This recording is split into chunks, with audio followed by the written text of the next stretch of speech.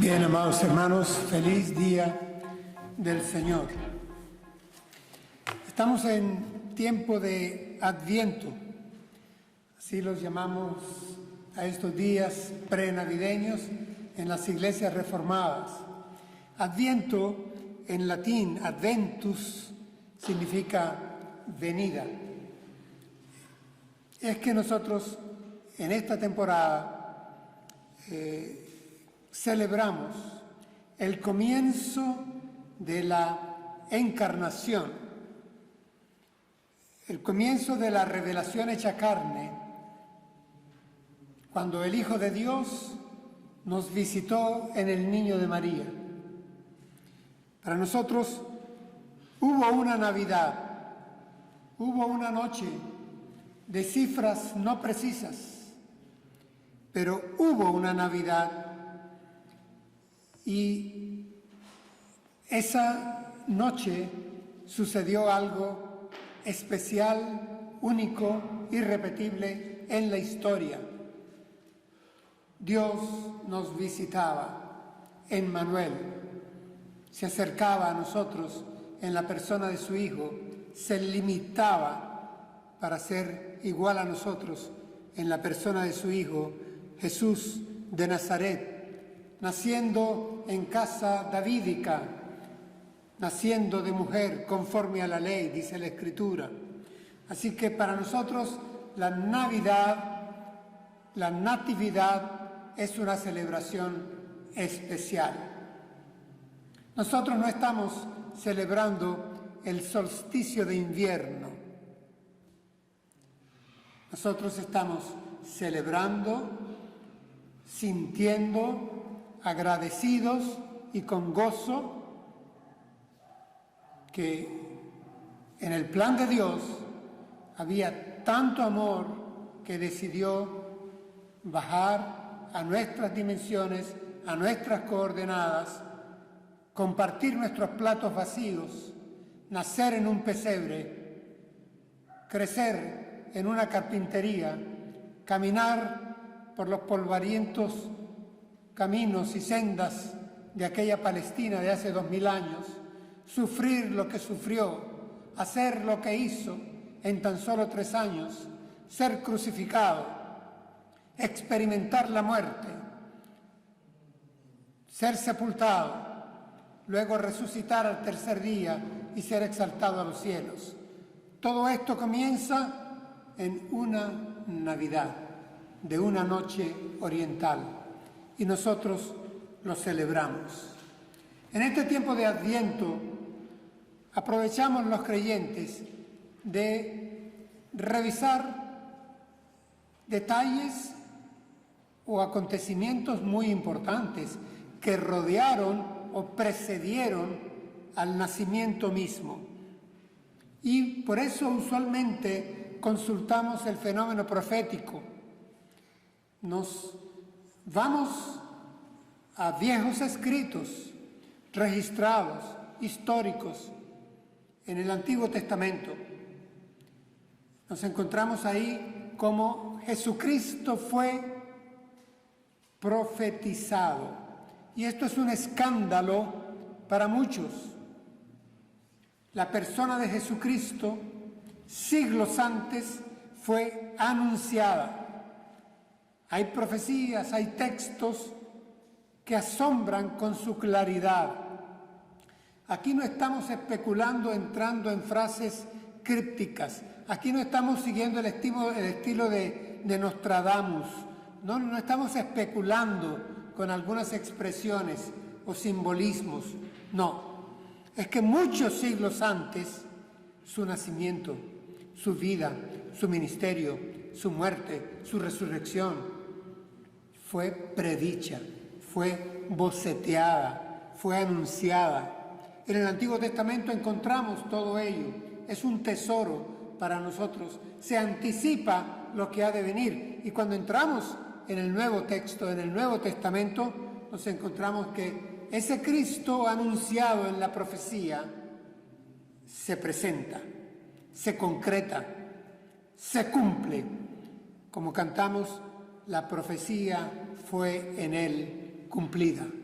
Emmanuel, Dios con nosotros. Aquellas palabras, aquellas visiones, aquellas promesas que habían hecho hombres de Dios, pertenecientes al pueblo de Dios, cuando venía a ellos palabra de Dios y la daban a conocer y la escribían y quedó hasta nuestro tiempo registrada, esa palabra de Dios anunció en muchas oportunidades la era mesiánica, el momento en el cual el Hijo de Dios vendría a esta tierra.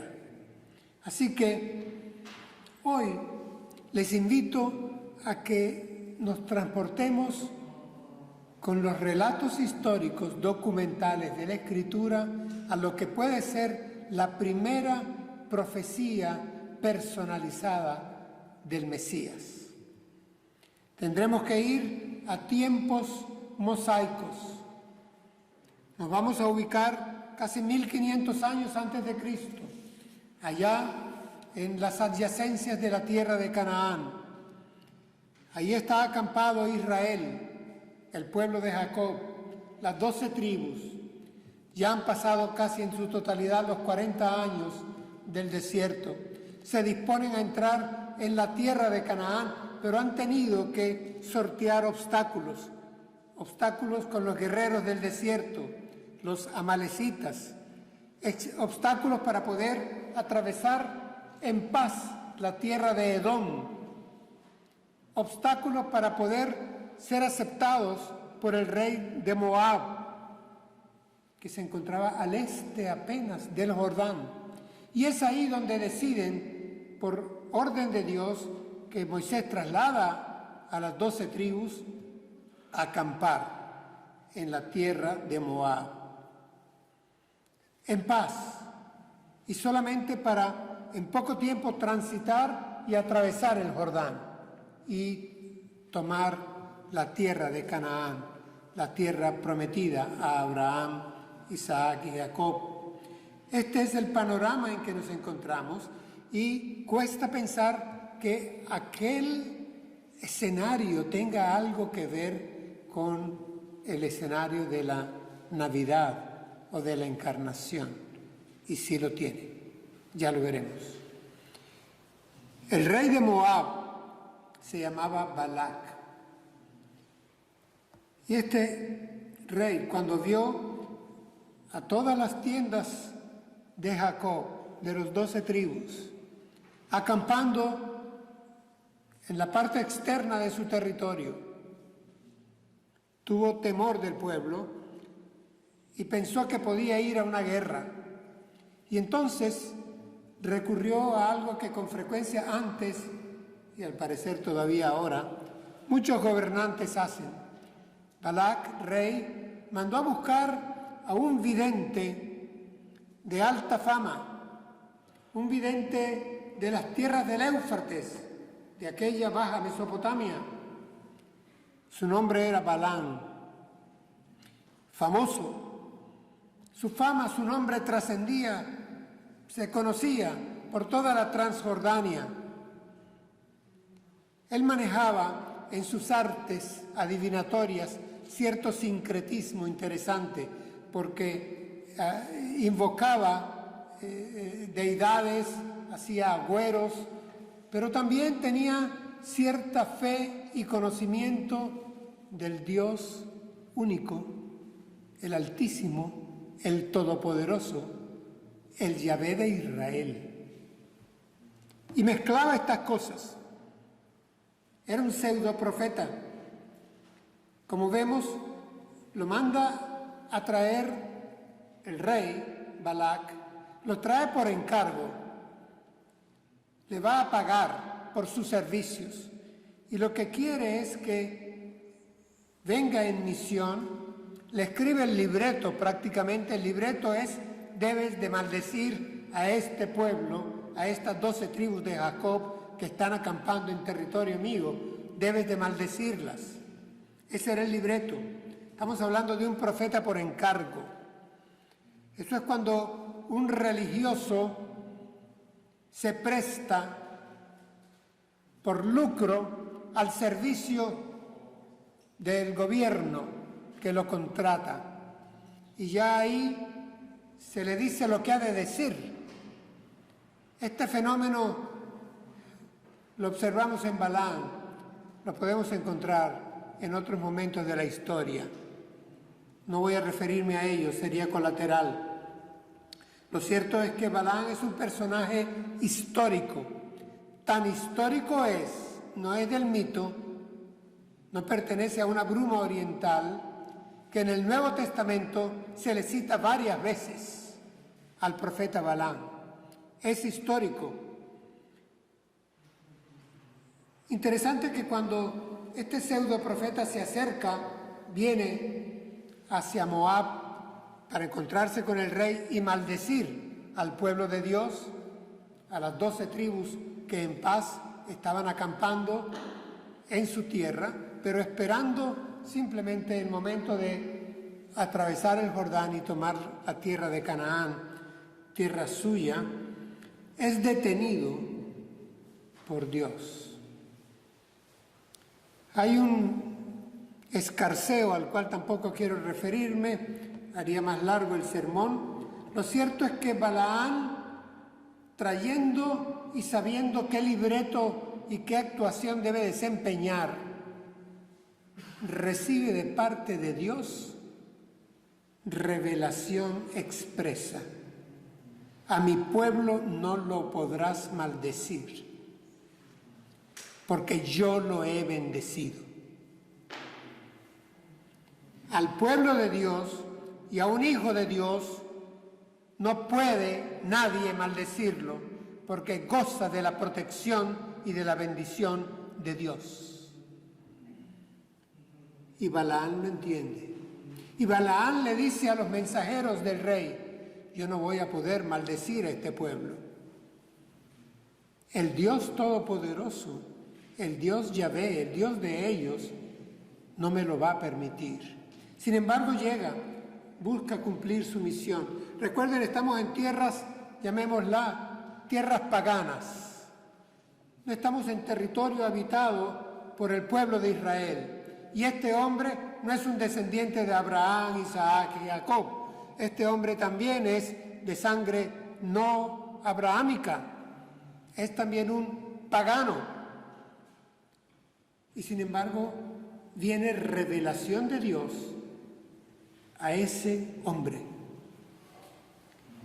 Voy a leer lo que acontece al final de su periplo alrededor del pueblo israelita que había acampado.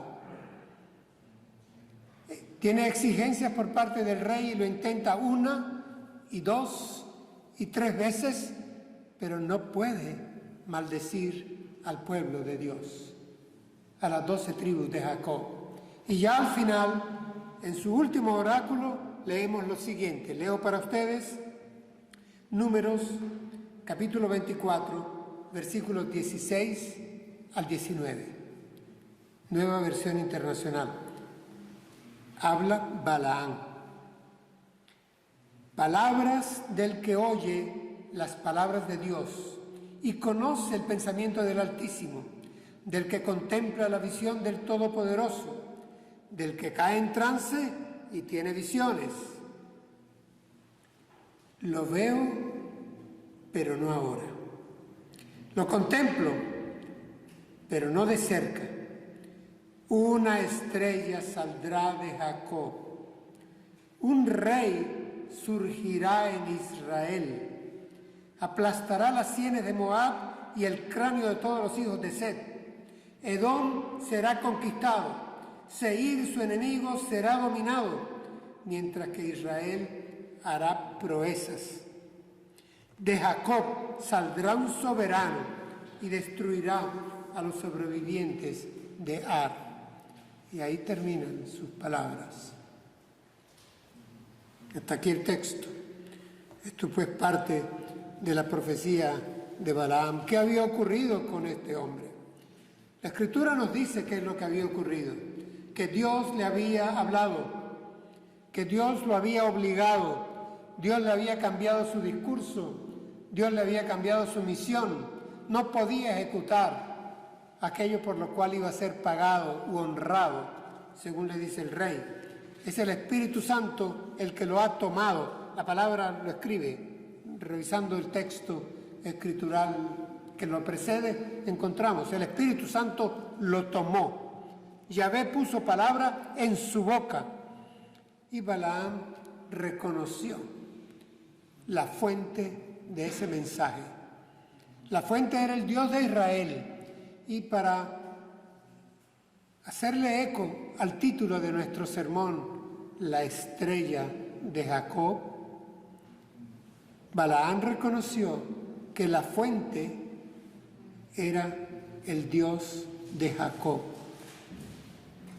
Las tiendas de los israelitas eran las tiendas de las 12 tribus, de los 12 hijos de Jacob.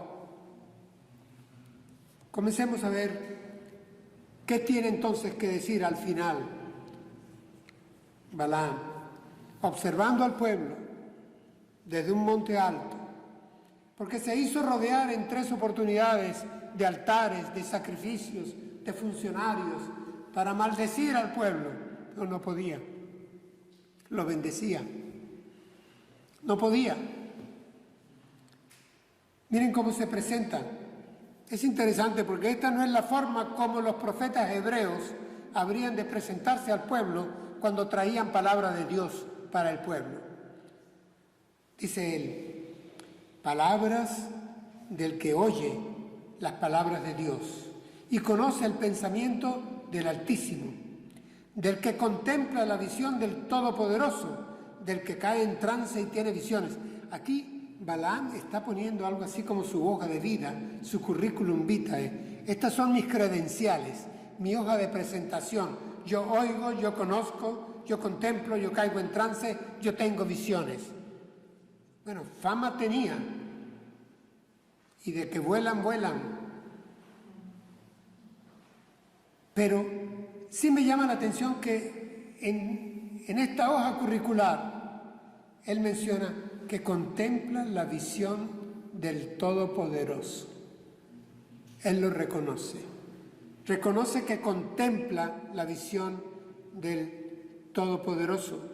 Y entonces Balaam profetiza sobre el pueblo de Israel y comienza sus finales palabras.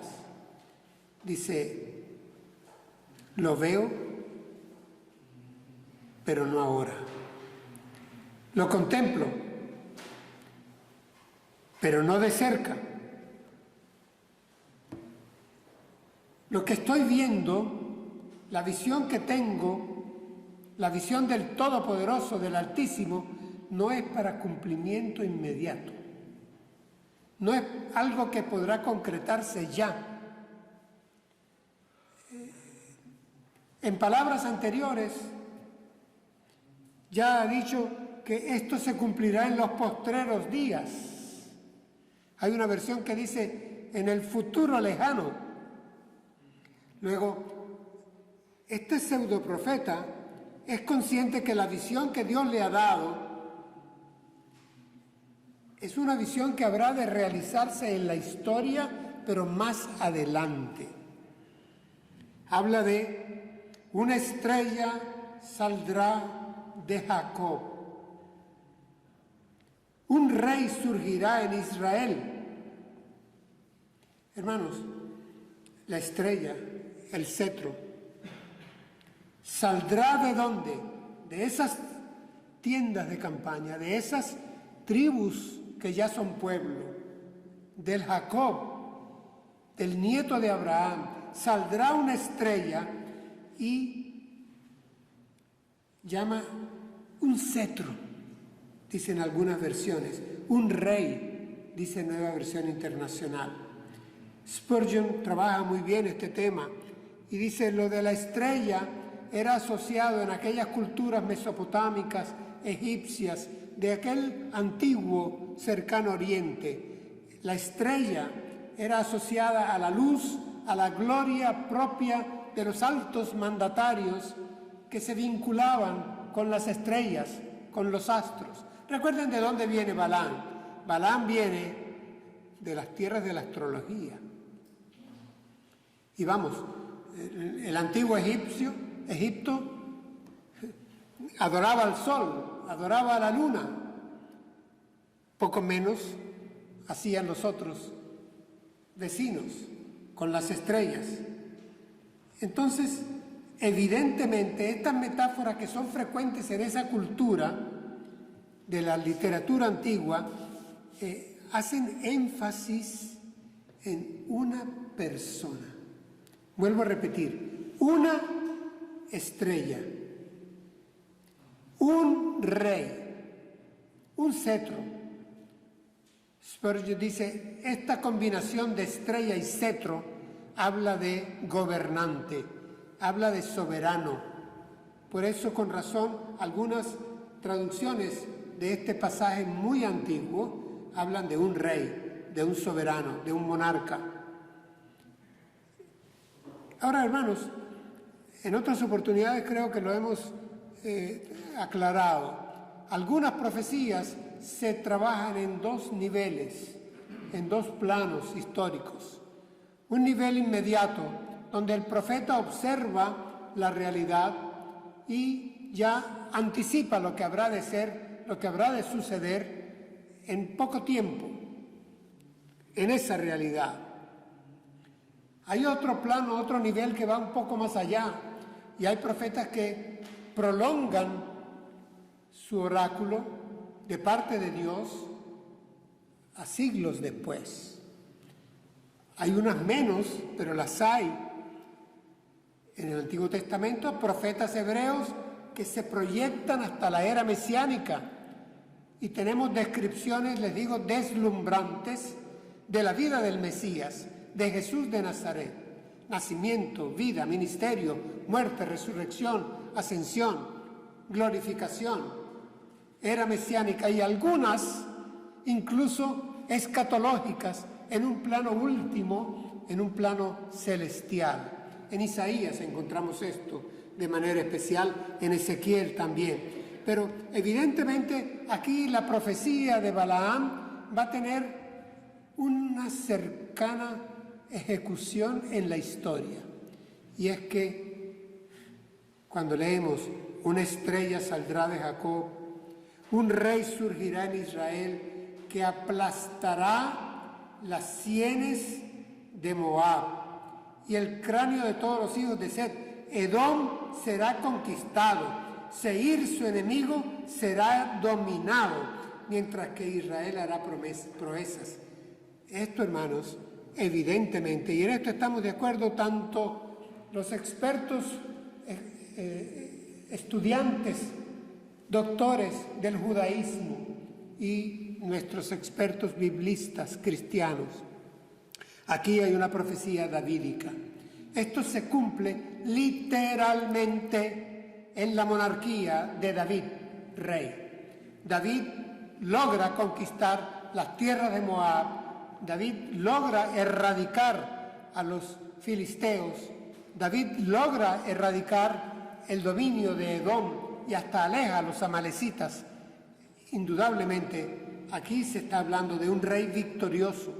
Y sin embargo, tenemos que agregar que David en las Escrituras es importantísimo porque cumple un rol genealógico. David viene de Judá, de la tribu de Judá. Judá viene de Jacob, Jacob viene de Isaí, Isaí viene de Abraham. Sí, pero es que a partir de David hay promesa de que habrá continuidad en el linaje davídico y de David vendrá el Mesías. Así que David tiene una significación casi tipológica en la historia del pueblo de Jacob. Y esto lo admiten también los judíos a hoy día. Y por eso entonces a esta profecía baalámica los judíos le reconocen que tiene también un significado trascendente para una era mesiánica. Lo único es que nosotros consideramos que la era mesiánica ya llegó en Jesús de Nazaret. Jesús de Nazaret,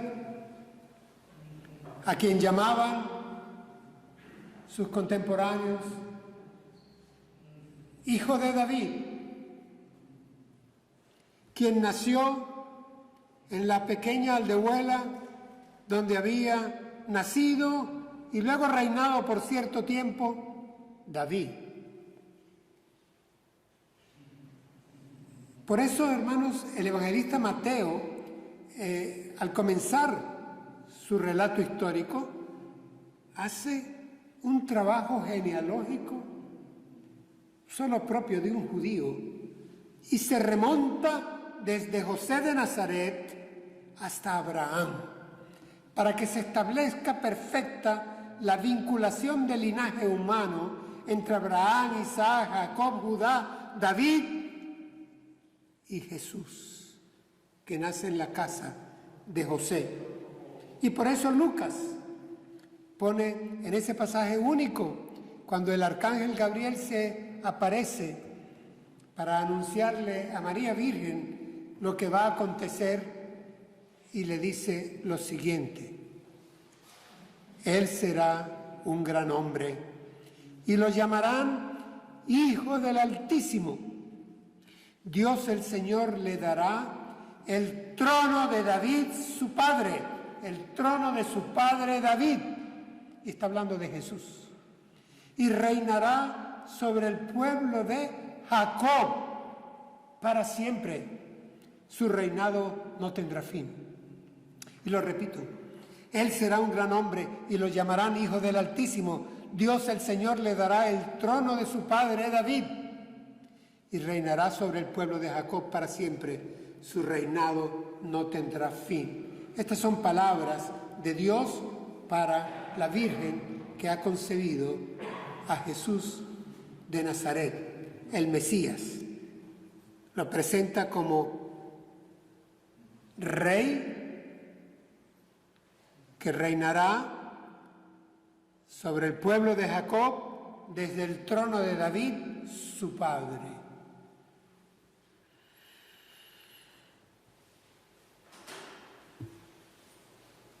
El mensaje que revisaremos el próximo domingo, dado a los pastores que estaban guardando vigilia en las afueras de Belén. ¿Recuerdan? Ese mensaje angelical les dice: hoy les ha nacido en el pueblo de David un Salvador que es el Mesías, que es el Señor, pero nace en el pueblo de David. La insistencia se da en la línea davídica. Esto lo entendieron también los reformadores y lo rescataron todos casi al unísono. Voy a citar solamente a Calvino, cuando refiriéndose a esta profecía de Balaam, a este pasaje antiguo, casi olvidado, allá metido en la arena del Medio Oriente antiguo, dice Calvino: la aparición de la estrella y el cetro, de la cual Balaam habla explícitamente, se refiere a Cristo. Lo tenían muy claro nuestros hermanos del siglo XVI, e igualmente así lo mantienen luego en los siglos posteriores los que le han continuado en la trayectoria. ¿Cómo finaliza la profecía, este fragmento de la poesía, de la profecía balámica? Dice: Edom será conquistado, Seir su enemigo será dominado, mientras que Israel hará proezas. Reina Valera 60 dice: se portará varonilmente. Dice: de Jacob saldrá un soberano, un soberano. Insisto, se enfatiza una persona. Saldrá un soberano y destruirá a los sobrevivientes de Ar. Sí, hermanos, evidentemente, y aquí la palabra soberano, creo que Reina Valera 60 menciona dominador, conquistador. No cabe duda de que aquí hay una vez más la referencia en el doble nivel. Se está refiriendo a David rey, que lo habrá de lograr, pero también está en todo este contexto trascendente, mesiánico, en el cual Cristo Jesús le da el cumplimiento pleno. Cumplimiento pleno. Hermanos, la aclaratoria. Al final de esta profecía baalámica, la da el propio Jesús. Y voy a recurrir al Apocalipsis, donde Jesús habla en primera persona a Juan de Patmos. Ya terminando el libro, leo: yo, Jesús, he enviado a mi ángel para darles a ustedes testimonio de estas cosas que conciernen a las iglesias. Atención. Yo soy la raíz y la descendencia de David, la brillante estrella de la mañana, la estrella de Jacob. Yo soy, dice Jesús. Así que en esta Navidad que se nos acerca, nosotros tendremos muy presente que de siglos y siglos antes su nacimiento fue profetizado, su venida a nosotros fue profetizada, que se tabernaculizara entre nosotros fue profetizado, se realizó, sucedió en nuestras coordenadas. Eso es algo único en la historia de la humanidad. Dios visitó a su pueblo, Dios vino a salvarnos, y eso aconteció una Navidad, y Navidad es Jesucristo. Alabemos a nuestro Padre Celestial por todo esto.